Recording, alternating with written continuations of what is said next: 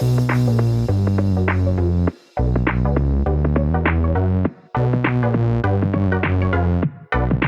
everybody to another episode of Chris and Dave's Reality Cast. I'm one of your hosts, Chris Phelps, and my co-host, our very good friend, is Mr. Dave Horrocks. Hey there, Chris, and hello to our listeners out there. Welcome to Chris and Dave's Reality TV Cast. We are covering Love Island UK, Season 8, Episode 18. Now, Chris, apologies about the the early departure yesterday. No household emergencies predicted today, so we should get through it.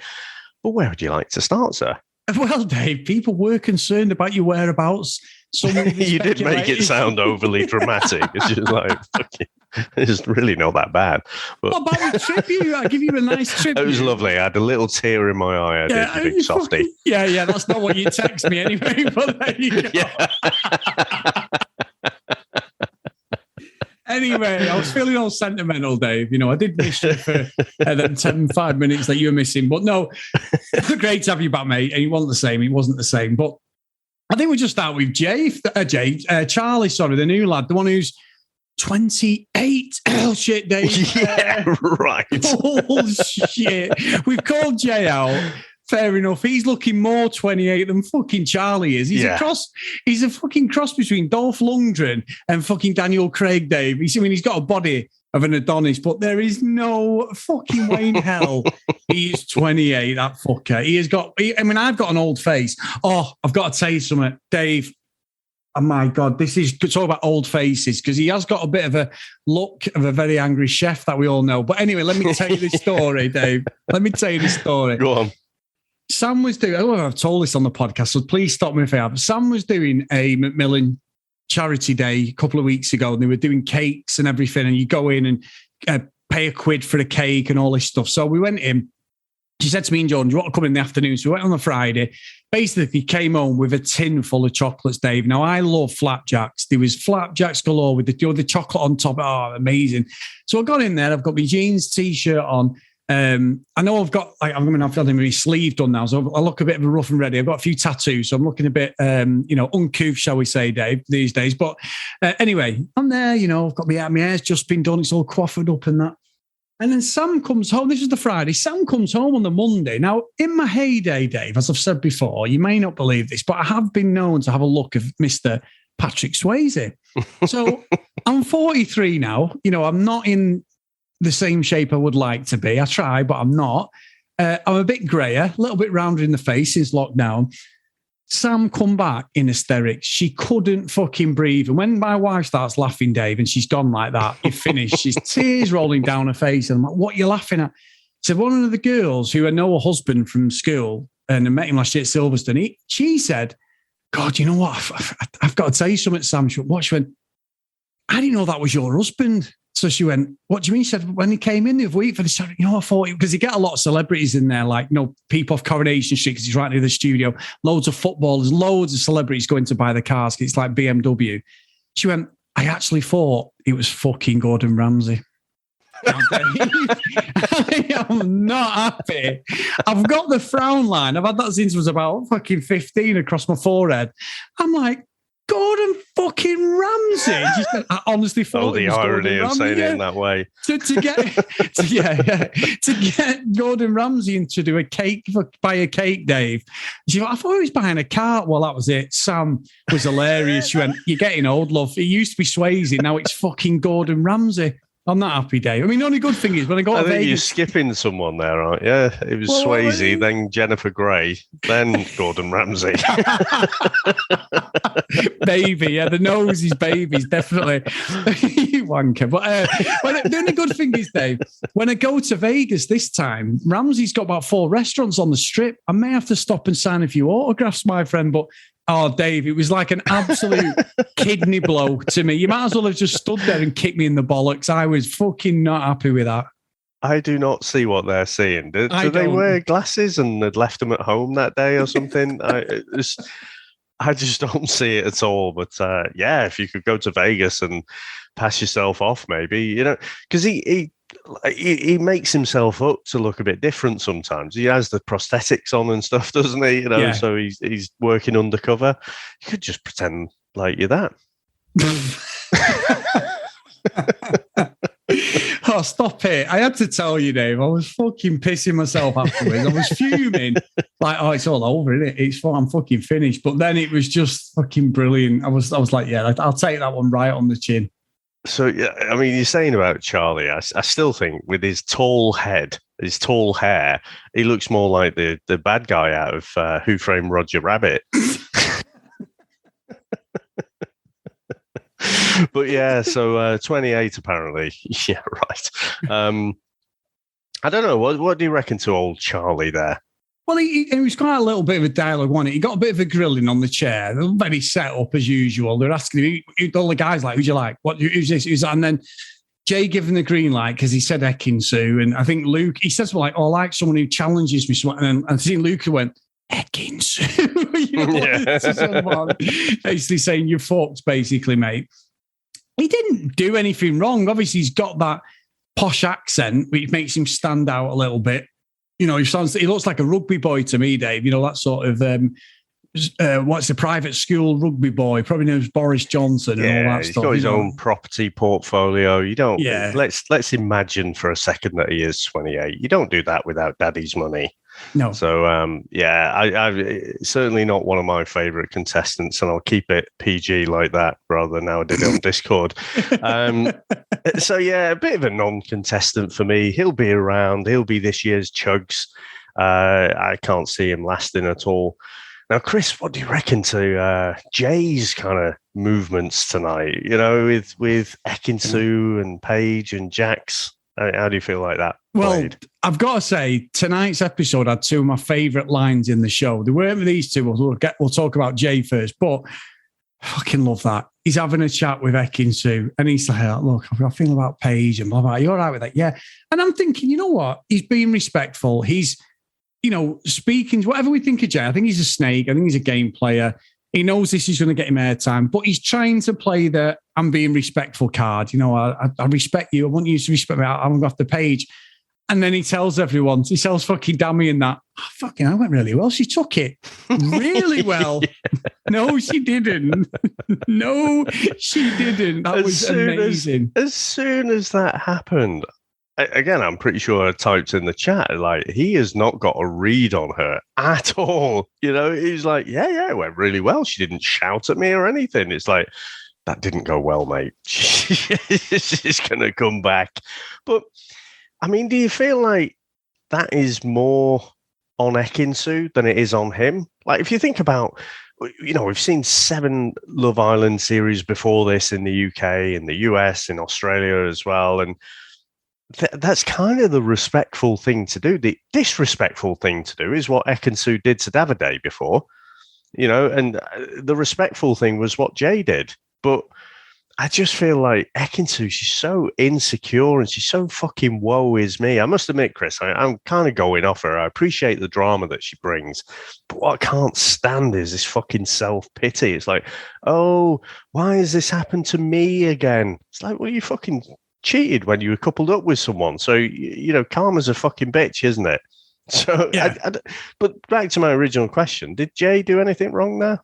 I didn't think he did. And I'm with you on that, because even when he spoke to Jax as well, like Jax tried to play it a bit too fucking cool, if I'm being honest, Dave. I think he did everything wrong that would have helped Paige make the decision without, you know, feeling as if she was in a corner. I thought he did it completely wrong. I think he was just being too sure of himself. But I do think with Ekin-Su, what made me laugh, Dave, was my take on it was this. She walks away. Okay, no problem. Then she thinks, hang on a minute, this is what I think what actually happened. I think she then thinks, hang on, there's an opportunity here to make it the Ekin-Su show again. Let me talk to the fucking mirror, because there's no one else in the bedroom, about how, you know, oh my God, I can't believe he's done that. She comes out and then creates this absolute fucking scene, which was bollocks, and storms off being pathetic. At the end of the day, whether we like Jay or not, and I'm not a big fan at all, what I would say is this. We called out Davide for the fact that he was offended, not because of Ekin-Su, but he was more, his ego was fucking bruised. And I think it was her ego was bruised more than it was the fact that Jay wants to go and speak to other people. I think she was being a hypocrite, and he did to her what she did to Davide, like you said, and she didn't fucking like it, Dave. And that's all it was. And I'm with you. the drama. I love India. India just sits there when she's talking like fucking Homer Simpson. The fucking the donuts.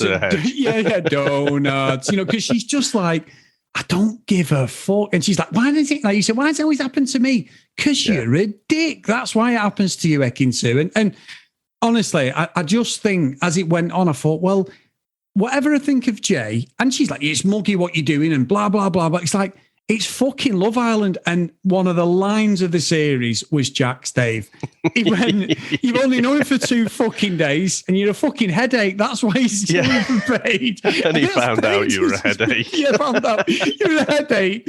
And he's with fucking Paige. I was fucking pissing myself, Dave. It was so quick and witty. The only thing I'd say, and I saw a little bit of this online tonight, was a few people were having a go at the lads for going at her. You know, that the ganging up on her thing. I don't know whether I saw it like that. Jay's a big lad. He should have looked after himself. It should have been between him and Ekin-Su. But I don't necessarily think they ganged up on her. I just think Jax was saying you're a pain in the arse. So I don't know. I mean, I could be wrong. That could be guy code and subliminally, but I just didn't see it like that. It could be like an unconscious bias, but I think I'm with you. It's like, the thing is, it's not right. It's funny, but it's not nice as well. Yes, So I think you would like to think that Jax didn't have to say anything. You know, she was already feeling like shit. It was not any of his business to stick the boot in further. But you know, these people are surrounded by each other each and every day. So, you know, there is a kind of closeness there as well. And I can imagine, you know, people rub each other up the wrong way as well. So I think it's just kind of blurted out there, you know, and I don't think Ekin-Su, I don't think Jack's Ekin-Su's biggest fan. So I think it's just one of those, you know, it's not a nice thing, but it's not fucking ganging up. But I think if it had gone on, for longer, then it could have crept into that. But I think I didn't see it the same way though. Going back to what you said about with Ekin-Su going away, and then it was a calculated move to get more airtime. I just think it was one of those. I think she was blindsided by it. And it's played on all of her insecurities. You know, she's been very uneasy, hasn't she, since they've been coupled up. She's been watching him like a hawk, and anything that he does for any kind of clues that he might stray or what have you. And so I think she's just walked away. She's got up in her head. She's got wound up, and then she's thought, Christ, he's played me. You know, the other thing I'll disagree with you on, where you're saying like Jay's just done to her what she did to Davide, I don't think it's the same at all. Jay at this point has not done fucking anything except express a desire to get to know Paige more. And before he even speaks to Paige, he's going to speak to Jax first. She was fucking creeping around the villa multiple times to try and snatch a few kisses with Jay. So for me, that is worse what she's done. So I don't think they're completely equivalent. But yeah, like I say, I'm not. I wouldn't say I'm cutting her slack by saying that. I think that was a genuine kind of reaction about the, you know, going away and then coming back and then having that little scene. And I thought, to be honest, the episode kind of went downhill a bit after, let's say, that first kind of 15 minutes. I felt like it was an episode of 2 halves. First half, loved it, loads of drama. After that, not so much. It's funny, you know, because I think one of my other bits with that, and I'd say what you're saying, Dave, you I think it's a good argument in that respect with it. I just like the fact that it is in the realms of, well, you don't like it when someone does it to you, when someone shows an interest in someone else, you know, so that's where I'm coming from on that angle. But I think with her, Dave, she's great for the villa, she's great for the drama, but I just think you can't do that. And she certainly can't do that for another 5 weeks. It's going to get fucking old pretty quick. And I think we're getting to that stage where it's the fatigue of let us sit in the background, have a couple of days away from it. And we might get that on tomorrow's episode with the VT we've got. So we'll see. But yeah, we'll see with that. I do think, though, Dave, one of the other things that made me laugh my head off in this episode was fucking Davide and Danica. She's talking and she has got no fucking chat whatsoever. Pretty girl. She talks at him like I don't know what they're doing. They're like work colleagues. It's like a job interview. Yes. The tone of it and everything is very matter of fact, and she's interviewing him. Yes. Yeah, she is. And it's there's nothing there. She's desperado to stay in the villa. So she's obviously trying everything. And what made me laugh is she's talking so quick. And Davide just went, oh, fuck that, and just put the lips on her. And then they started kissing. But even then, she couldn't take it. And I love the line of Davide after they kissed and they walked off. And he just went, I felt like Danica was completely into Davide, so I gave her a gift. Oh, in fact, I felt that Danica was completely into Davide, so I gave her a gift. That's more Spanish than it is Italian, but there you go. And I just love the fact that he talks about. I don't either. But I love the fact he talks about himself in the third person, Dave. And and we call it out, but that was funny, and I was like, but I'm not believing anything about that relationship whatsoever. No, and I didn't really like it when Davide was talking to the boys. It was like he was doing Danica a massive favour. Yes. It's like, well, you made the first move, mate. So I don't know. I don't really see any spark between them two, but they might end up coupling up just because the two singles in the villa, aren't they? Apart from, I guess, Charlie's new. So I'm not sure if there's going to be a recoupling or dumping or what coming up this Friday. I guess they're going to leave us on some kind of cliffhanger, aren't they?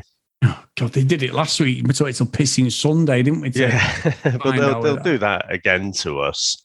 But yeah, so I think if there is a recoupling, well, Davide and Danica will stick together probably just because there's no other choices for them. No, Chris, not Ekin-Su. No. So, yeah, let's see. But I think let's see how they go. I think they'll, maybe get by on a friendship couple. They'll maybe see it out for through the next recoupling, and then they'll decide after a few days, this isn't really working out.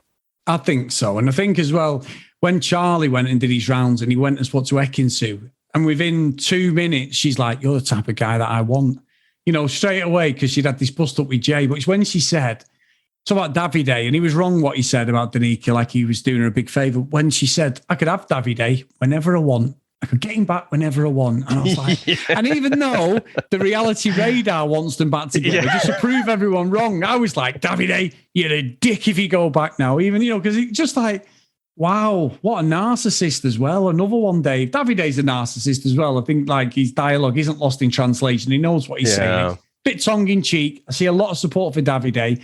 A lot of support for Ekin-Su, but there's also that split with Ekin-Su and Davide now where people just don't like them. So it was a great bit of the episode, that. But again, Ekin-Su, I'm just like, why would you say that again? I have to say the way Ekin-Su behaved and the drama, the woe is me, it kind of turned me off her a little bit. But I'm going to cut her a little bit more slack for that. I think the thing about she's saying about she could get Davide back like that, I think she was just suffering from a bit of verbal diarrhea. She was obviously, she was into that conversation, and she's almost like in a childlike way, trying to say, I've got options. I'm not desperate. I could go and couple up with someone else, but, I'll give you the time of day as well. I think she was just, I don't think it was quite as narcissistic as it came across. But let's see. I do feel like I'm kind of making excuses for her on that one. Look, one way or the other, we're going to find out. You're right, and we should find out obviously tomorrow's episode. And one of the other characters, which has got a lot of stick, and I stuck my flagpole dinner with Tasha saying like what a great character she is and everything. And I think Joe said on her voicemail, one of her voicemails, like, Chris, I don't like her, she's a bit of a snake. I think I've been wrong on this one, Dave, but luckily it wasn't part of the reality radar predictions, so I'm allowed to do that. I can see it now. I can see exactly what everyone's saying. So Andrew's there, fully committed, fully in. Charlie comes in, gives her a bit of chat, And again, it's that shiny new toy syndrome. She sees someone else. So basically what she's doing is she's testing everyone out. She's allowed to do that. It's part of the game. But usually when they're coupled up, they go on a date and then it's like, no, you're not for me. Like Dami was quite good, wasn't he, with India when he went on the date. What's she called? Ekin-Su, whatever she's called. What's her name, Dave? I can't remember. I can't get her name right. I keep getting it wrong. Antigone. I apologise, everyone. Antigone, that's it. Sorry, I apologise, everyone. But he'd put her straight. But Tasha is leaving the door open, isn't she? So I think every time this happens, not just leaving the door open, but kind of having it as wide as possible and then saying like, hey, do you fancy coming in? Yeah. I'm sure there's a double entendre there, Dave. Yeah. There you go. But no, you're right. So she's a little bit of a snake in the grass, I think, but she goes under the radar completely. The radar as well, Dave. I didn't mean to say that, but there you go. So we'll see that. And the VT shows for tomorrow's episode that Andrew looks like he's ready to pack it in. So I think he's probably had enough of this same little scenario she goes through. Yeah, and I think, to be honest, it's not that inconsistent with what we've seen in that relationship. We've seen that Andrew is, committed into the relationship. He hasn't really given anyone else the time of day. I mean, Ekin-Su was, flirting with him quite a lot, wasn't interested at all. Tasha flirted with every bloke who's come in, and the only real, you could say, test was with Jay. And, she was very flirty on that dinner date and then obviously had second thoughts. Maybe she realized he was 40 and then thought, you know what, this isn't going to work. And so, ended up going back to Andrew. But that doesn't mean she's fully committed in the relationship. I just think she's pretty flaky. And I just don't think that relationship will stand any testing whatsoever. No, I don't. But again, Dave, it's... Before you start rolling into the end, I have got something else to say about Jack and Paige. Go. In fact, I've got something else to say about Lucas. So carry on, Dave. Go for it. Yeah. So because we kind of skirted over like the Jack and Paige part, that whole love square type thing. Now, I think Jack was trying to be like chilled as a newt. He's trying to just be totally cool with it. It's Love Island. There's no point kind of getting upset if people are going to have conversations. I'm not going to go full Luca, and get all fucking psycho possessive. But I think he went a bit too far. He basically, to me, in that conversation with Paige, it was very uncomfortable because he was almost saying like, yeah, I don't really give a shit, like if you want to go and speak to him, fine. If you decide you like him more than me, also fine. I don't actually fucking care. So I think there's a big difference between you don't care and you're going to be Luca about it. You know what I mean? I think he could have said something to the effect of, I'd obviously be gutted. I'm really enjoying our time together, but, I'm not going to be controlling. He could have said all these things. And then Paige took it exactly the way I thought she would take it, which is like, well, I don't want to fucking get to know Jay, Yeah. So, Jack gave her no reassurance whatsoever that he was actually into Paige. So, yeah, I thought he fucked up a little bit there. Yeah, I think so. And I think the only thing I saw a different way slightly was is it because he don't give a shit about her? And then I'm thinking, does he want a bit of Ekin-Su as well, Dave? Is there a little bit of something there? No. Dave, I'm not saying like if it was on a plate, like, and he was boozed up and came back, he'd probably, have a good time. But you can tell she's winding him up. That's why you get little comments like, he got to know you after a couple of days and realized you were a headache. So he's not like, oh yeah, maybe we should go and chat and get to know each other more. No, Jack. People like Jack have got no time or tolerance for people like Ekin-Su. Dave, could be another prediction. Unless that is a radar prediction, in which case I know for a fact it will never happen. Right, anyway, Dave, in fact, I'm going on record. That is a radar prediction. Oh, my God. Right, anyway, so a bit of tea that we've had, and I've seen this from some of our friends.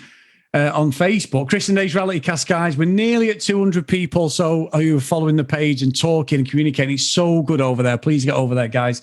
But Dave, Luca, now I keep saying consistently, Luca, he gets her in a fucking headlock, Gemma. He's so clingy. Everyone's noticed it. These red flags everywhere, the way he is with it. It's really strange.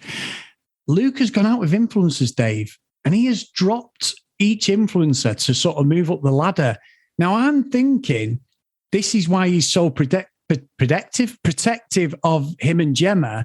Not because he's into her, but he's thinking about the long game when he comes out and how his profile and status will be elevated going out with Michael Owen's daughter, even if it's to cling on to Michael Owen. So I'm saying Luca is the biggest game player in the fucking villa and a snaky fucker. And that's probably why he's so protective, because he can see his meal ticket, his OK magazine deal, his fucking Boohoo clothing deal go up in smokes if he's a wanker. So that's what I'm seeing, him trying to maneuver them as the power couple. And I am not here for it for the show, Dave, because I think he's a little cock. But there you go.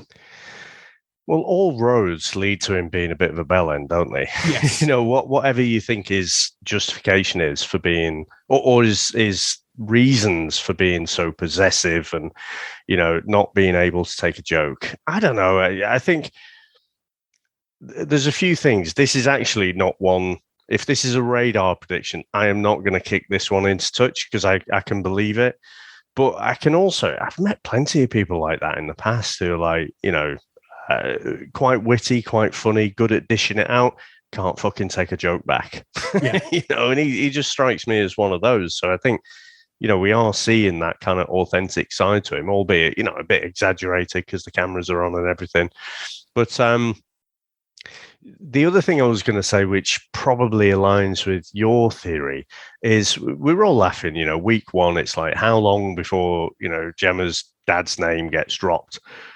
The fact that it isn't now makes me think they've been told, makes me think that everyone actually knows.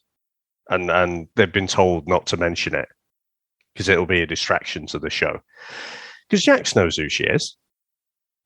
Yeah, of course he does. And yeah, I've not seen it in the uncover, the unseen bits either, Dave. There's been no mention of that. So yeah, I think you're right. I just think right. it's, and Gemma's not actually had that much screen time the last week or so, has she? So no. I mean, you can still. When she's off camera and she starts speaking, I just see her dad. That fucking mundane, boring commentary on what's going on. She does say the occasional great thing, but most of the time it's just fucking calling out the obvious, which is what her dad does.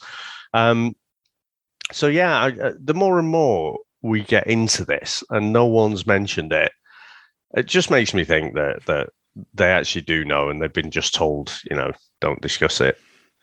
I've got a really bad story and I don't know if I can tell it on the podcast. And it's a really bad story. Why don't you tell it and then you can always edit it out? Right, we know you won't. But. So if all of a sudden there's a big fucking gap, then you'll know why, guys. Because they will go, well, there's no way we're fucking showing this one. So, oh no, this is bad. So a mate of mine years ago got married to a girl and they were married. They're not together now, funny enough, Dave, but not because of this. So one morning he woke up and the girl, her hair was sort of half over her face, asleep like you do. And obviously being asleep is not at your most flattering. He thought he'd woken up next to her dad because the dad had a bald head but a Bobby Charlton sweep over. Where... I remember him going, holy fuck, I honestly thought I'd had too much to drink and woke up next to her dad because she's so bad. You can just imagine that sinking feeling in that precise moment. So you're a bit hungover. You're a bit disoriented. Shit, I've slept with her dad. Bobby Charlton sweep over when he's bald on top and had strands from the side trying to cover up his bald head. Dave, I know we shouldn't be laughing. I'm so sorry. was one of the funniest stories I've ever heard because a dad, and they don't even really look alike. He's a dad, you can tell, but the girl was like slim and everything. Her dad's a massive bruiser, ex-army, tattooed up, Dave. It's one of them stories that he was genuinely panicking, thinking he'd woken up next to it. I don't think that's too bad. I'd like to say if you bleary-eyed, waking up, hungover, I can believe that. If you get any complaints about this story, I'm blaming you. Oh my God. Right. Anyway, we've had 3 emails, Dave. Oh my word. Yeah. So, 2 of them are both off Jason. So I think he was emailing as he's watching the show. So they're not long ones, but there's one from our good friend Pascal again. Hey, CD Reality Casters. Hope everyone is well. Boy, are we in for a ride. We are in week 3 of 8. And as Chris would say, boy, is the Prosecco flowing. It's true. Oh my God. When Jake said Ekin-Su could not have taken that combo any better. We just knew shit was going down. Ekin-Su seems out of control. I don't even know where to start. I'm not having it from her. My missus said the guys ganged up on her, but I made her see sense because Ekin-Su intentionally made a scene to make Jay look like the villain, which would have left him isolated. Saying that, Jay seems too calculated and he picked a girl who wasn't in the public's bottom 3. Yep. We gave Toby a hard time a season ago, but he himself said in interviews he watched YouTube reviews and podcasts, and he managed to finish second. Wow, Davide is really all about himself. He actually said, I thought I should give her a gift. Davide has landed. What a line. I think Dave had it spot on when he said if he was a lollipop, he would lick himself. I think that was myself, actually, Dave. I do think it was, to be fair. Yeah, Dave can take the credit. I've always wondered when the girls get bonus dates, do they get chugged down extra alcohol? I don't think they do. Do they think it's 2 drinks and that's it? I think so, yeah. Yeah, I can't wait for the India bomb to blow. She's given so many side looks to Ekin-Su, I can't say. Great work as always, guys. And Chris, you're selling the reality radar wrong. That's why you're getting so much stick. Just start off with, I think the radar's going off. Anyway, hashtag reality radar, but there you go. I think Pascal's misreading it because the more Jon Snow facing down a charging barrage of horses, the more it gets like that, the more you actually fucking enjoy it. I love it. And it's so wrong because anyone else would be like, I'm getting sick of this and getting so much abuse, but I love when I get fucking abuse. I just love it. Anyway. You heard that, listeners? Yeah, you heard that. Yeah. The tale of D&D. This is from Jason. Watching Danica with Davide was so cringe. I just cannot. I need her to leave the villa soon, but I have a feeling she's safe for 3 more days. God, I love Ekin-Su, but she's so over the top. I can only imagine how testing she's been in there. Jax clearly can't stand her theatrics anymore. I do wonder how much longer she can last. She just needs to chill and settle with Charlie if she's smart. So that's the first email. Second one from Jason, just a quick one-liner. Titled Paige. Oh, my heart broke for Paige. I'm calling it. If she and Jax make it through Casa Amor, they're winning it all, and I'm rooting hard for them. So interesting take, Dave, but yeah, brilliant. Thank you for the emails. That's a good point. I mean, if you look at the couples, I think Jack and Paige are probably the strongest actual couple, aren't they? We called out all the red flags with Luca and Gemma. I think, mind you, we haven't seen enough of Dami in India just yet. They could grow into something, but Jack and Paige have been together for a couple of weeks now, haven't they? So, and I agree, the whole Love Island thing, it's just not normal, is it? And you can see Paige comes across like she is normal. She's not your regular social media influencer who's constantly looking for an angle. So she's only used to like investing in one person at a time. So yeah, it was quite, it was tough to watch when she was getting all upset. No, good stuff, Dave. Great episode. And thank you for the emails, guys. Wow, Dave, we have now got 21 Patreons. So thank you so much, guys. Again, unbelievable support. Thank you so much. Patreon.com/CD RealityCast if you want to support us a little bit more. You're going to email us cdrealitycast@gmail.com. And if you want to follow us on social media @CD RealityCast. So today's roll call of honor is... I'm going to take a breath on this one, Dave. Ken Gustafson, Lucky Lily Green, Lauren, Haley, Hennessy, Susan, Priscilla, Hannah, Dee Dee, Katie, Libby, Joanna, Amy, Noreen, Brianna, Helen, Keith, Michelle, Gillian, and Tom, and Zoe. There you go. So thank you so much, guys, for everything. We're following us. It's so nice. And we're going to another weekend of Love Island nonsense. So absolute class. Yeah, and I just have to say as well, so Charlene's done a great thing on the Facebook page. So she started off like a thread, so for an episode. So if you want to join in and comment as the episode's going on, I'm trying to avoid it because I just want to keep my own thoughts, and then we record and whatever. But it's a brilliant read seeing everyone's perspective on there when you get a chance. It is, and it's also a brilliant read when people are calling me and you out. It's mainly me. And I did put all the pictures up of them amazing fucking podcast title things we were having done. The new cover for the podcast. They're absolutely awful. But I even made your picture a bit bigger, Dave. Absolutely brilliant. So some great comments on there, and they really are that shit, people. They really are. We pay good money for them. Oh my God. There you go. Yeah. So look forward to the next T-shirts. We could just use them, Dave. But no, we have got the Reality Radar T-shirts I'm working on, actually. The first design was a bit of so we're working on them, but we will send them out. We might even do a little poll, see what you think, which is best. So we'll see. Awesome. All right, mate. Well, thank you very much. And I shan't do the bye now, which you did an impression of me yesterday, which I appreciated. So thanks to everyone for listening, and we'll speak to you next time. Bye now.